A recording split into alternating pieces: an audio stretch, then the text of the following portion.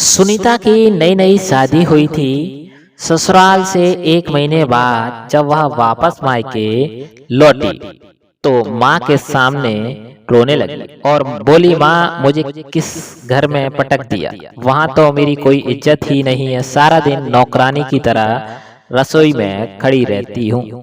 सास ससुर की रोटी पकाना, ननद और 2 छोटे देवरों को रोटियां पकाना, आए दिन सासू माँ के रिश्तेदार आते रहते हैं, उनका राज नाश्ता करवाना, आराम ही नहीं मिलता। जिंदगी नरक सी बन गई है।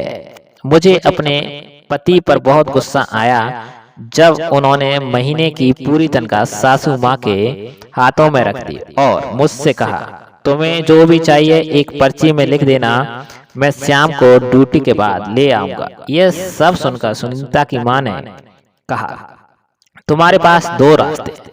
एक तो तुम वही रहो और उनकी सेवा करो क्योंकि अब वह परिवार भी तुम्हारा है, और दूसरा, तुम अपने पति को किसी किराए के मकान में ले जा सकती हो।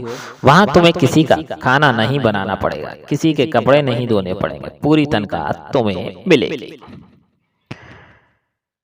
तो लेकिन एक बात याद रखना, जब तुम्हारा कोई बेटा होगा और तुम्हारी भी बहू आएगी, उस वक्त तुम भी यही चाहोगे कि मेरा बेटा, मेरी बहू, मेरे पोते मेरे साथ खेले, प्यास लगने पर पानी लेकर आए, खाना बन जाने पर बुलाने आए और दादी आओ सब साथ खाएं।